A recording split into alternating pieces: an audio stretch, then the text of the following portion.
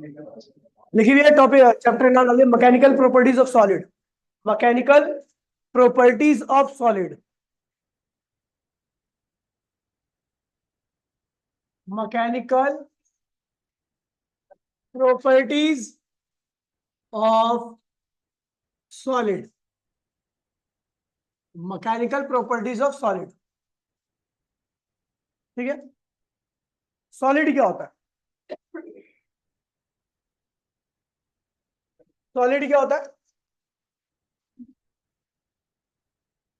The body, लिखिए साथ साथ में, the body having definite shape and size. Shape and size. ऐसी बॉडी जिसके पास डेफिनेट शेप हो और साइज हो is called solid. Is called solid. ऐसी बॉडी जिसका शेप और साइज क्या और डेफिनेट हो, फिक्स रहे। ठीक है भैया, ऐसी बॉडी को हम क्या कहते हैं भैया? सॉलिड कहते हैं। क्या कहते हैं? Solid. The body having definite shape and size is called solid. ऐसी बॉडी जिसके पास डेफिनेट शेप हो, साइज हो, उसी को हम क्या कहते हैं? सॉलिड कहते हैं। अब आते हैं भैया properties of solid. Properties of solid. Solid की क्या क्या प्रॉपर्टी होती? पहली प्रॉपर्टी होती भैया volume of solid. Volume of solid क्या होता है? कांस्टेंट। क्या होता है? सॉलिड का जो वॉल्यूम होता है कैसा होता है? कांस्टेंट होता है। ठीक है, इसका वॉल्यूम चेंज नहीं होता। दूसरा, मॉलिक्यूल्स मॉलिक्यूल्स क्यूल्स of solids are compactly arranged। इसका मतलब होता है पास पास। ठीक है भैया? ठीक है भैया, तो molecules of solids are compactly arranged. तीसरी पॉइंट है, मतलब इनके मॉलिक्यूल बहुत पास पास में होते हैं ना। तीसरी प्रॉपर्टी है कि रिजिडिटी। रिजिडिटी का मतलब होता है, रिजिडिटी का मतलब होता है कि फोर्स लगाओ तो जल्दी से अपनी शेप को चेंज ना करे। जो जल्दी से फोर्स लगाने के बाद अपनी शेप को चेंज नहीं करता वो ज्यादा रिजिड है, और जो फोर्स लगाने के बाद जल्दी से अपनी शेप को चेंज कर देता है वो कम रिजिड है। समझ गए? तो rigidity of solid is greater than the rigidity of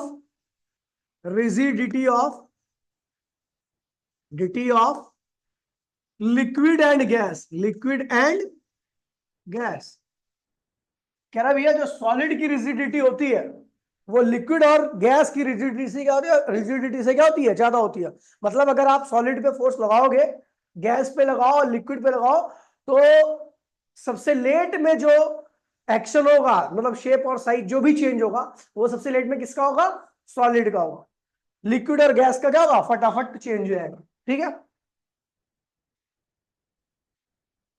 अगला है चौथी चौथी है ना, फोर्थ। किसकी कंप्रेसिबिलिटी ज्यादा होती है? गैस की, सॉलिड की या लिक्विड की? कंप्रेसिबिलिटी का मतलब होता है कंप्रेस जिसको किया जा सके। तो सॉलिड हैव लीस्ट कंप्रेसिबिलिटी। लिखिए भैया, solid has least compressibility. Least compressibility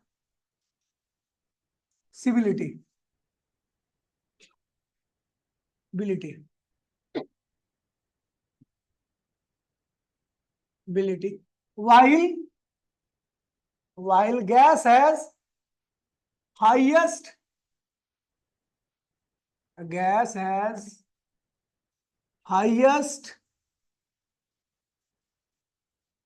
compressibility।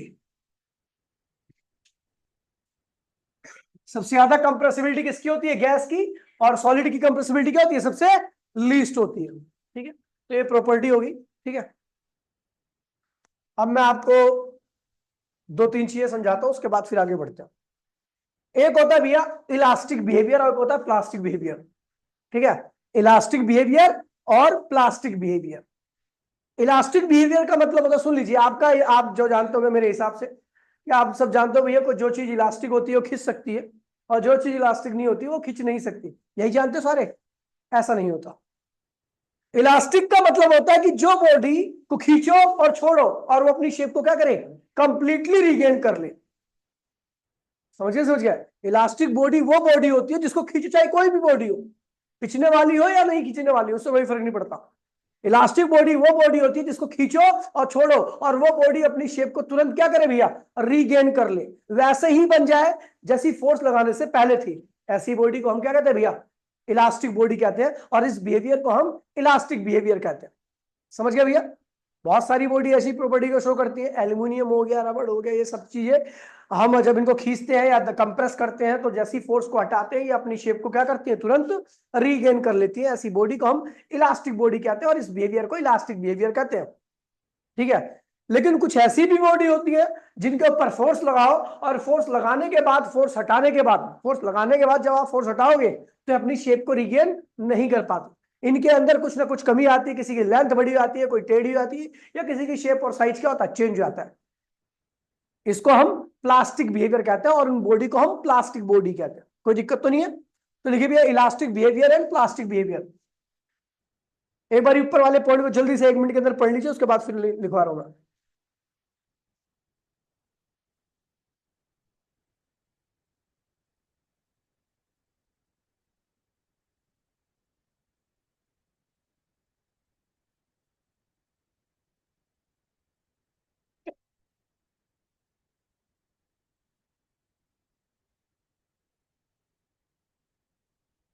पढ़ लो जल्दी से 1 minute.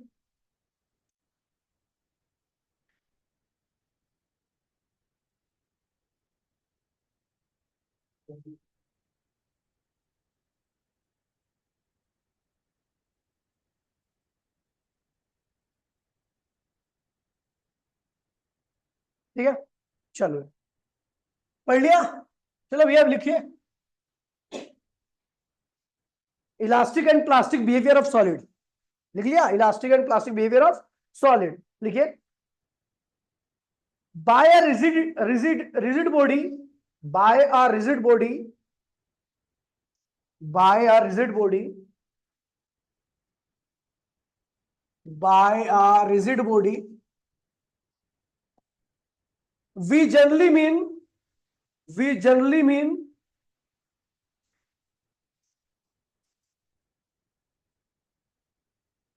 mean a hard solid object, a hard solid object, a hard solid object। देखिए भैया आमतौर पर जब भी आप रिजिड बॉडी का नाम सुनते हो तो कैसी बॉडी का नाम सुनते हो? जैसी रिजिड बोलूंगा तो आपके दिमाग में क्या आएगा कि एक ऐसी बॉडी जिसकी शेप और साइज को जो आप चेंज ना कर सको, हार्ड होगी भैया, काफी समझ गए? Hard and solid object having definite shape and size, having definite shape and size. ठीक है, क्या ऐसा होता है कि आप भैया कोई बॉडी रिजिड हो, रिजिड का मतलब होता है कि आप कितना भी फोर्स लगा लो उसकी शेप कभी भी चेंज, है कोई बॉडी ऐसी? ब्रह्मांड में ऐसी कोई बॉडी एग्जिस्ट नहीं करती कि आप उसके ऊपर फोर्स लगाओ और अपनी शेप और साइज को चेंज ना करें। हर बॉडी अपनी शेप और कितनी रिजिड हो उसके ऊपर आप कितना ही फोर्स लगा लो तो वो कुछ ना कुछ अपनी शेप और साइज को चेंज करेगी ही करेगी। यानी इस ब्रह्मांड में कोई भी ऐसी बॉडी नहीं है जो परफेक्टली क्या कहलाए, रिजिड बॉडी कहलाए। क्या कहलाए? तो लिखिए भैया in reality, in reality, in reality solid, in reality solid bodies are not perfectly rigid, solid bodies are not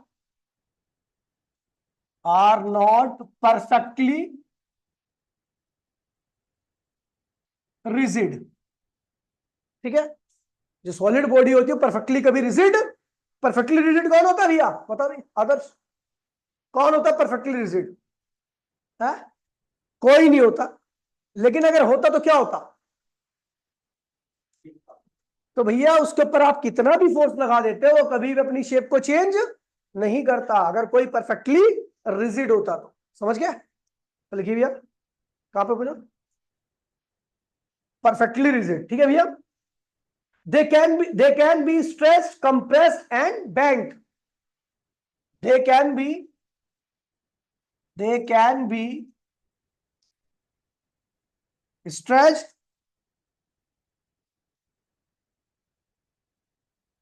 stretched, compressed, compressed and bent. Her body को आप कंप्रेस कर सकते हो, खींच सकते हो और बेंड कर सकते हो, मतलब उसकी शेप को चेंज कर सकते हो, ठीक है? Bend, full stop. when when an external force applied on the body, on the body, हो गया? अब आपने बॉडी पे फोर्स लगा दिया, बॉडी को हमने क्या किया है, तो स्ट्रेच कर दिया, खींच दिया, या कंप्रेस कर दिया, या बैंड कर दिया, ये फोर्स लगाने की बात है। लेकिन जैसे ही आप फोर्स हटाओगे तो क्या होगा? जैसे ही आप फोर्स हटाओगे, अगर वो बॉडी कैसी है, इलास्टिक है, तो अपनी शेप को क्या करेगी? रीगेन करेगी। और अगर वो प्लास्टिक है तो रीगेन नहीं करेगी। तो लिखिए भैया, वैन द डिफॉर्म, अच्छा हाँ, एक फोर्स अभी आगे टर्म आप लिखोगे, जानोगे कि दो फोर्स होते हैं आपके, एक होता है डिफॉर्मिंग फोर्स और एक होता है रिफॉर्मिंग फोर्स। डिफॉर्मिंग फोर्स का मतलब होता है वो फोर्स जो बॉडी की शेप को क्या करे, चेंज कर दे। और एक होता है रिफॉर्मिंग फोर्स या रीस्टोरिंग फोर्स। तो ये वो फोर्स होता है जो आपके डिफॉर्मिंग फोर्स हटाने के बाद बॉडी की शेप को रिगेन करने में हेल्प करता है। इसको हम रिफॉर्मिंग या रीस्टोरिंग फोर्स कहते हैं। रीस्टोरिंग फोर्स क्या है? जो डिफॉर्मिंग फोर्स के बाद बॉडी की शेप को रिगेन करने में हेल्प करता है, उस फोर्स को हम क्या कहते हैं भैया? रिफॉर्मिंग या रीस्टोरिंग फोर्स। तो लिखिए भैया, when the deforming force is removed, when the deforming force is removed,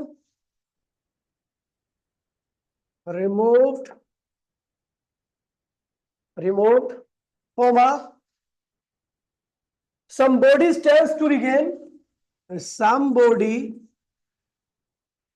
body tends to regain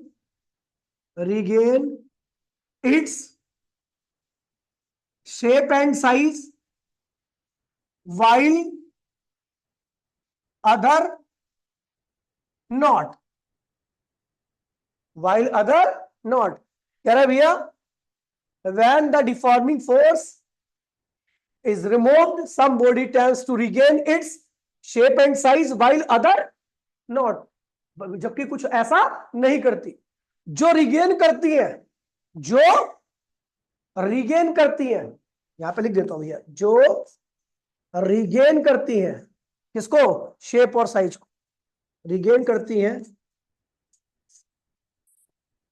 अपनी शेप एंड साइज को, उस बॉडी को हम इलास्टिक बॉडी कहते हैं, और जो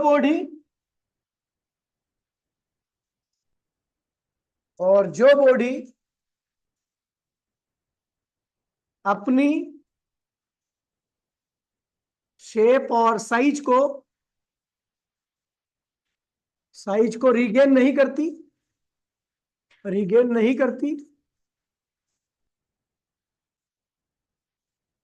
उस बॉडी को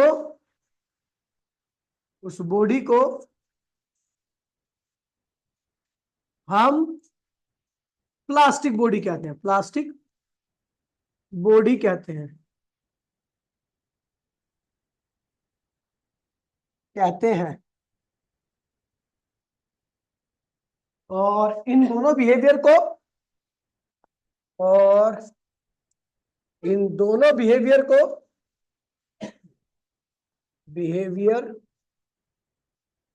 बिहेवियर को इलास्टिक एंड प्लास्टिक बिहेवियर कहते हैं।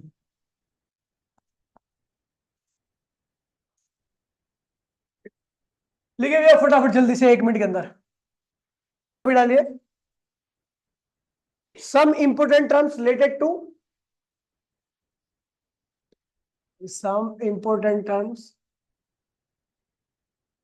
Related to solid. कुछ टर्म्स हैं जो आपको ध्यान रखनी है, ठीक है।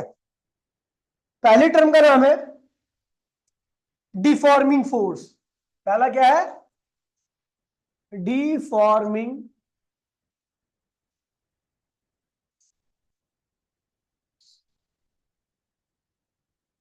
ठीक है। The force which deform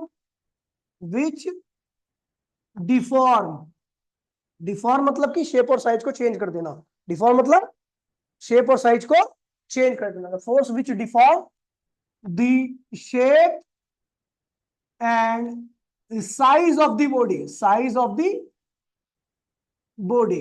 is called deforming force, जो भी फोर्स बॉडी की शेप और साइज को चेंज कर दे उस फोर्स को हम क्या कहते हैं? Deforming force. ठीक है बेटा। सेकंड टर्म लिखिए रिफॉर्मिंग फोर्स और रीस्टोरिंग फोर्स। रिफॉर्मिंग और रीस्टोरिंग, ठीक है। रिफॉर्मिंग और रीस्टोरिंग फोर्स, ठीक है। देखिए the force which helps to restore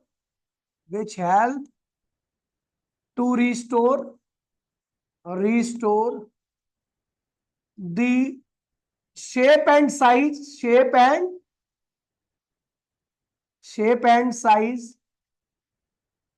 of the body after the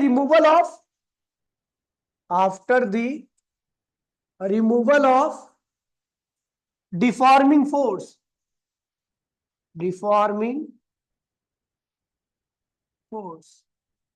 कह रहा है वो फोर्स जो शेप और साइज को रिगेन करने में हेल्प करता हो। जैसे देखिए भैया आपने डिफॉर्मिंग फोर्स हटाया, डिफॉर्मिंग फोर्स हटाने के साथ ही बॉडी अपनी शेप को रिगेन कर लेती है। कौन रिगेन करा रहा है? तो रिफॉर्मिंग फोर्स या रीस्टोरिंग फोर्स की वजह से रिगेन कर रही है। तो जैसे आप डिफॉर्मिंग फोर्स हटाओगे बॉडी अपनी शेप और साइज को दोबारा से क्या करती है? रिगेन कर लेती है। जिस फोर्स की वजह से ऐसा करती है उसी फोर्स को हम क्या कहते हैं भैया? रिफॉर्मिंग और रीस्टोरिंग फोर्स। नाम अनेक लेकिन चीज क्या है? एक। अब यहां पर नोट में कुछ बातें ध्यान रखना। Note number first, magnitude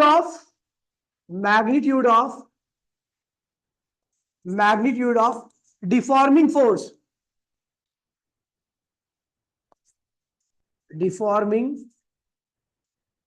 force is equals to magnitude of restoring force, but up to a certain limit. This limit is known as elastic limit. This limit is known as elastic limit. देखिए सुन लीजिए, कह रहा भैया देखो आपने देखा होगा, सुनिए मेरी बात को, लिख लिया आपने? ठीक है। कह रहा भैया आप किसी बॉडी को मोड़ो छोड़ो वापसी वैसी होगी, मोड़ो छोड़ो वापसी वैसी होगी, मोड़ो छोड़ो वापसी वैसी होगी। तो आप देख रहे हो भैया बॉडी को आप डिफॉर्म कर रहे हो, बॉडी फिर रिफॉर्म हो जा रही है। इसका मतलब जितना आप डिफॉर्मिंग फोर्स लगा रहे हो उतना ही क्या आपका रिफॉर्मिंग फोर्स है। लेकिन यदि आप बॉडी को ज्यादा ही मोड़ दोगे तो बॉडी अपनी शेप को रिगेन नहीं कर पाती। इसका मतलब उस केस में आपका डिफॉर्मिंग फोर्स इलास्टिक फोर्स से क्या है भैया, ज्यादा हो गया, बाहर हो गया। अब दोनों बराबर नहीं है। जब तक दोनों बराबर रहते हैं इसका मतलब आप इलास्टिक लिमिट के अंदर हो, इलास्टिक लिमिट के। और जैसे ही आपका डिफॉर्मिंग फोर्स रिफॉर्मिंग फोर्स या रिस्टोरिंग फोर्स से ज्यादा आता है तो इसका मतलब आप कहां चले गए, इलास्टिक लिमिट के बाहर चले गए। इलास्टिक लिमिट के बाहर जाने के बाद बॉडी अपनी शेप को रिगेन नहीं कर पाती। रबड़ को खींचो छोड़ो वापसी आ गई, रबड़ को खींचो छोड़ो वापसी आ गई, रबड़ को खींचो टूट गई, यानी आप कहां चले गए, उसके इलास्टिक लिमिट के बाहर चले गए। इसको स्टील का स्केल लो, टेढ़ा करो छोड़ो वापसी अपनी शेप में आ गया, टेढ़ा करो छोड़ो फिर वापसी अपनी शेप में आ गया। लेकिन ज्यादा ही टेढ़ा कर दो फिर वापसी अपनी शेप में नहीं आ पाता। इसका मतलब आप इलास्टिक लिमिट के क्या हो, बाहर चले गए। तो ध्यान रखना, डिफॉर्मिंग फोर्स और रिफॉर्मिंग फोर्स दोनों का मैग्नीट्यूड क्या होता है, सेम होता है। ठीक है भैया, कब तक, इलास्टिक लिमिट के अंदर तक। इलास्टिक लिमिट क्या है, जहां तक बॉडी अपनी शेप को रीगेन कर ले, लिख लेता हूं मैं, जहां तक बॉडी अपनी शेप एंड साइज को रीगेन कर ले।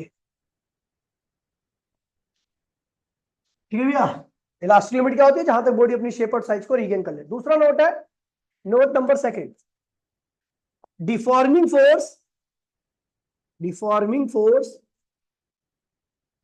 Opposite to restoring force. दोनों की डायरेक्शन क्या होती है, अपोजिट होती है। देखिए कैसे, एग्जांपल,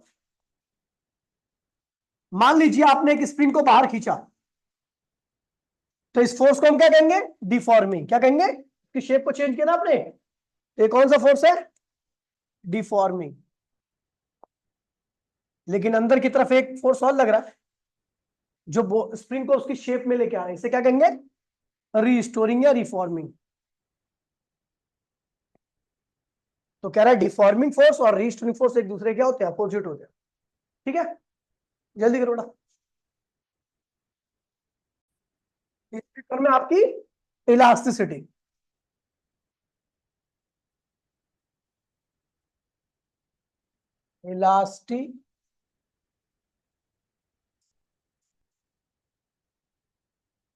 इलास्टिसिटी होता है भैया। देखिए, जब हम बॉडी को डिफॉर्म करते हैं तो जैसे ही हम डिफॉर्मिंग फोर्स लगाते हैं उसके बाद हटाते हैं तो बॉडी अपनी शेप को क्या करती है, रीगेन कर लेती है। इस प्रॉपर्टी को हम क्या कहते हैं भैया, इलास्टिसिटी कहते हैं, और बॉडी को हम इलास्टिक बॉडी कहते हैं। ठीक है, लिखिए, after the removal of deforming force, after the removal of deforming force, body regain its shape and size.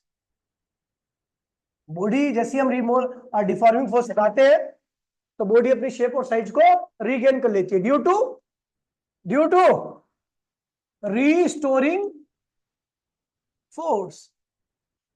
ठीक है, this property is called this property is called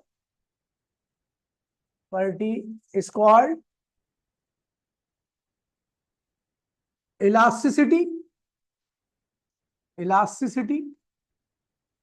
and body is called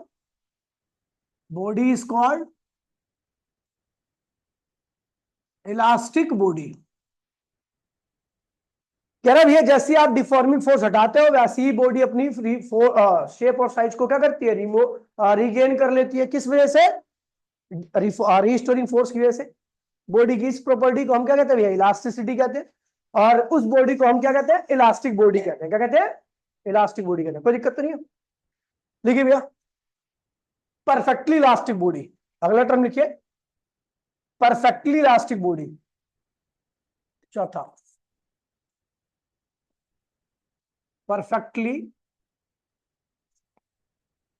elastic body होती क्या भैया, perfectly elastic body क्या होती है? तो भैया जो बॉडी अपनी शेप और साइज को पूरी तरीके से और तुरंत, पूरी तरीके से और तुरंत रीगेन कर लेती है after the removal of deforming force is called perfectly elastic body. देखिए the body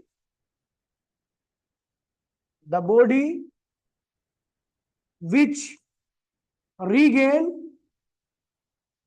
its shape and size completely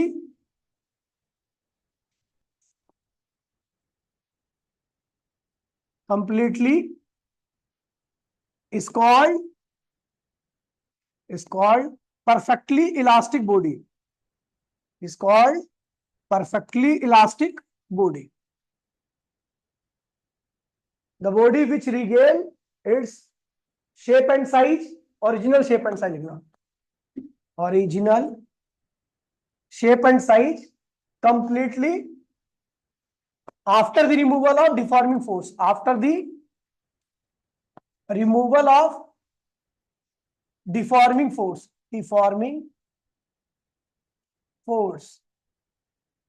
is called perfectly elastic body. वो बॉडी जो अपनी शेप और साइज को पूरी तरीके से रिगेन कर लेती है after the removal of deforming force is called perfectly elastic body. Example इसका बहुत कम ही एग्जांपल है, वैसे ऐसे कोई बॉडी परफेक्टली इलास्टिक नहीं होती, ठीक है। एक होता है क्वार्ट्ज, ठीक है, फाइबर। क्वार्ट्ज फाइबर एक ऐसा मटेरियल होता है जो अपनी शेप को कंप्लीटली रिगेन कर लेता है, ठीक है। आप कितना भी टेढ़ा मेढ़ा कर दो वो अपनी शेप को रिगेन कर लेगा, ठीक है। इसका मतलब वो नियरली क्या है, परफेक्टली इलास्टिक बॉडी है। समझिए भैया, परफेक्टली इलास्टिक कौन होता है, जो अपनी शेप को कंप्लीटली रिगेन कर ले, उसे हम क्या कहते हैं, परफेक्टली इलास्टिक बॉडी कहते हैं। वैसे कोई नहीं होता, लेकिन यहां पर नियरली परफेक्टली इलास्टिक बॉडी है। कौन? Quartz fibre. लिखिए भैया प्लास्टिसिटी, अगली टर्म लिखिए भैया प्लास्टिसिटी। 5वीं टर्म प्लास्टिसिटी। देखिए भैया प्लास्टिसिटी सुन लीजिए क्या होता है, ठीक है। इलास्टिसिटी क्या था भैया, after the removal of deforming force, जब बॉडी अपनी शेप को रिगेन कर लेती है तो उसको हम इलास्टिसिटी कहते हैं। तो after the removal of deforming force body do not regain its shape and size, तो उसे हम क्या कहते हैं भैया, प्लास्टिसिटी कहते हैं। जब बॉडी अपनी शेप को रिगेन ना कर पाए तो प्लास्टिसिटी, जब रिगेन कर ले तो इलास्टिसिटी, ठीक है। आफ्टर द रिमूवल ऑफ, देखो भैया, after the removal of deforming force after the removal of deforming force, ठीक है, body do not regain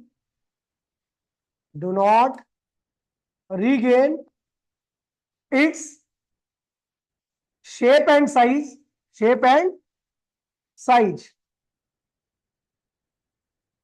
This property is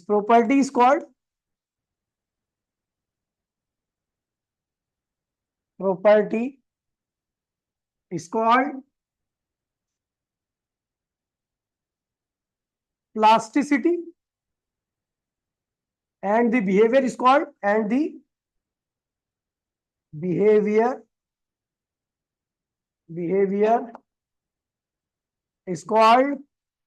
plastic behavior, and body is plastic, and body is plastic। समझ गए भैया, जब आप deforming force हटाओ और body अपनी शेप को रिगेन ना कर पाए तो इस प्रॉपर्टी को हम क्या कहते हैं भैया, plasticity.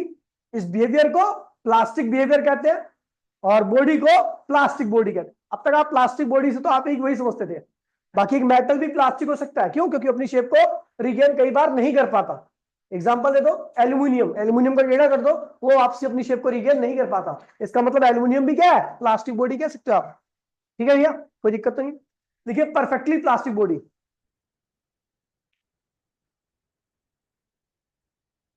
Perfectly plastic body,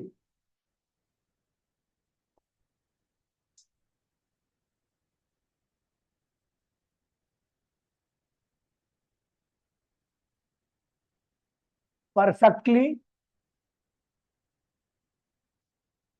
plastic body.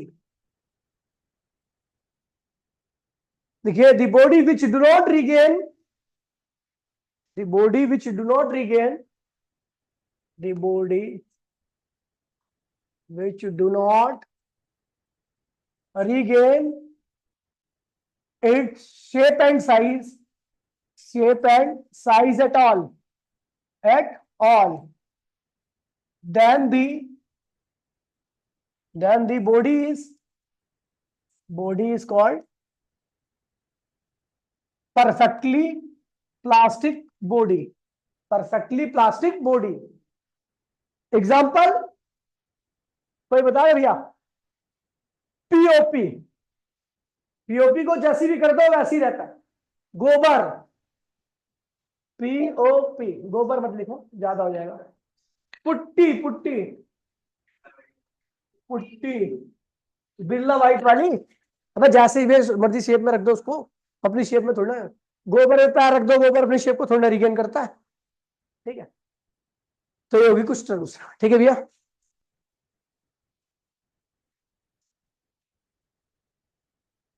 Birla white putty,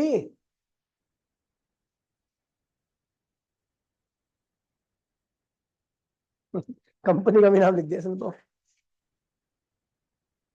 लिखिए भैया रीजन ऑफ इलास्टिसिटी, रीजन देखिए भैया ये मैकेनिज्म है इसके पीछे कि कोई बॉडी अपनी शेप को रिगेन क्यों करती है। ठीक है, रीजन ऑफ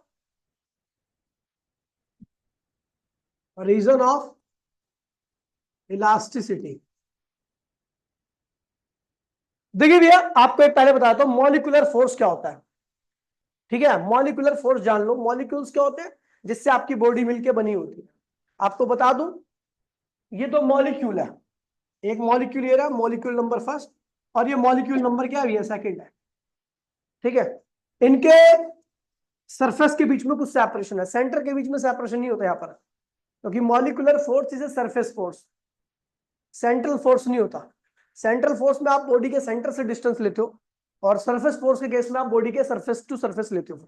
इनके बीच में सेपरेशन क्या है, आर है। तो जैसे जैसे ये आर वेरी करेगा, सुन लीजिए, जैसे जैसे आर वेरी करेगा, इनके बीच में लगने वाला फोर्स भी क्या होगा, वेरी करेगा।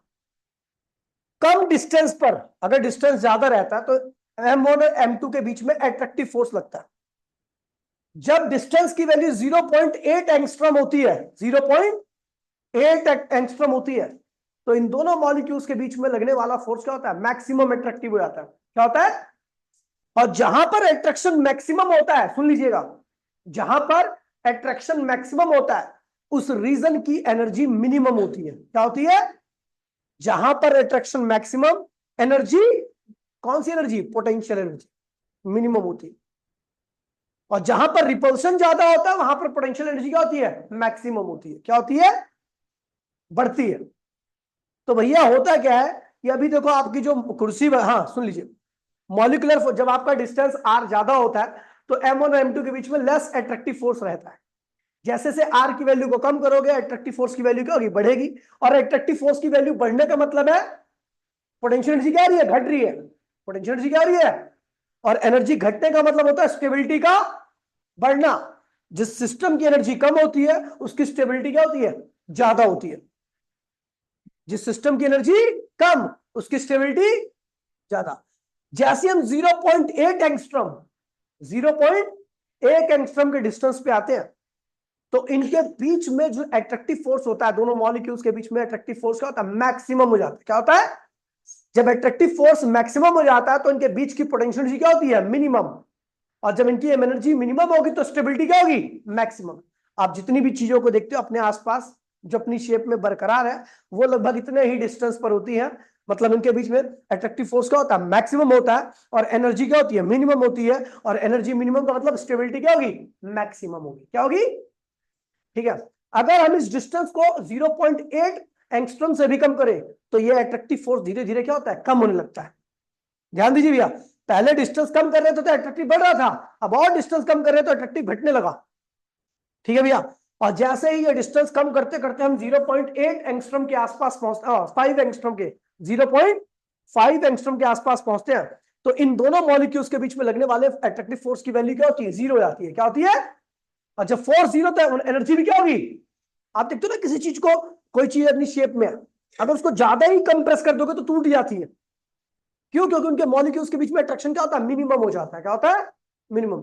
अगर आप उससे भी कम डिस्टेंस लाने का प्रयास करोगे तो ये अट्रैक्टिव फोर्स अब दूसरे फोर्स में कन्वर्ट आता है, जो कि क्या होता है, रिपल्सिव होता है, हाईली रिपल्सिव। और ये रिपल्शन बहुत तेजी से बढ़ता है। ठीक भैया, तो कहने का रिपल्शन बढ़ रहा है तो पोटेंशियल एनर्जी क्या हो रही है, बढ़ रही है। रिपल्शन बढ़ने का मतलब पोटेंशियल, देखिए अट्रैक्शन कम होने का मतलब या रिपल्शन बढ़ने का मतलब पोटेंशियल एनर्जी क्या हो रही है, बढ़ रही है। देखिए अट्रैक्शन कम होगा तो भी पोटेंशियल एनर्जी बढ़ेगी, और रिपल्शन बढ़ेगा, अब अट्रैक्शन कम होने का मतलब रिपल्शन बढ़ रहा है, अट्रैक्शन कम होने का मतलब क्या हो रहा है, रिपल्शन की वैल्यू बढ़ रही है। तो अट्रैक्शन जैसे ही कम होने लगता है या रिपल्शन बढ़ने लगता है तो पोटेंशियल एनर्जी क्या होती है, बढ़ने लगती है, और पोटेंशियल एनर्जी बढ़ने लगती है तो स्टेबिलिटी क्या होती है, कम हो जाती है। अब सुनिए, तो अभी हमें मान लीजिए ये दोनों मॉलिक्यूल जुड़े हुए हैं और कितने दूरी पर होंगे, 0.8 एंगस्ट्रॉम पे होंगे। 0.8 एंगस्ट्रॉम का मतलब इनके बीच में अट्रैक्शन क्या हो रहा है, मैक्सिमम। अट्रैक्शन क्या हो रहा है, अट्रैक्शन मैक्सिमम है, तो एनर्जी क्या है, मिनिमम है, और स्टेबिलिटी क्या है, मैक्सिमम है। मेरी बात सुनिएगा, मैं इन दोनों के बीच की दूरी को पहले आर को बढ़ाता हूं। पहले केस में हमने क्या किया, अभी इस केस में आपका क्या है, आर की वैल्यू 0.8 है, तो यहां पर क्या है, अट्रैक्शन, अट्रैक्शन क्या है, अब बोलो ना, अट्रैक्शन क्या है, मैक्सिमम। क्या है, अट्रैक्शन मैक्सिमम है, तो एनर्जी क्या होगी, एनर्जी होगी मिनिमम। एनर्जी मिनिमम होगी तो स्टेबिलिटी क्या होगी, स्टेबिलिटी क्या होगी, मैक्सिमम होगी। ये सबसे मैक्सिमम स्टेबल स्टेट है, हर चीज स्टेबल ही रहना चाहती है। हमने क्या किया, केस फर्स्ट था ये, बॉडी ऐसी पड़ी हुई थी लेकिन हमारे अंदर चूल्हा है, तो हमने क्या किया, केस सेकंड में हमने क्या किया, इन दोनों मॉलिक्यूल को M1 और M2 को दूर रख दिया। M1 और M2 को क्या किया, दूर रख दिया। आर की वैल्यू को क्या कर दिया, बढ़ा दिया। जैसे आप आर की वैल्यू को बढ़ाओगे तो भैया अट्रैक्शन क्या होगा, कम हो जाएगा। क्या हो जाएगा, अट्रैक्शन डिक्रीज कर जाएगा। अट्रैक्शन डिक्रीज करने का मतलब एनर्जी की क्या होगी, इंक्रीज कर जाएगी। एनर्जी इंक्रीज कर जाएगी तो स्टेबिलिटी क्या होगी, स्टेबिलिटी डिक्रीज कर जाएगी, और स्टेबिलिटी डिक्रीज कर जाएगी तो कोई स्टेबल यानी लेस स्टेबल होगी।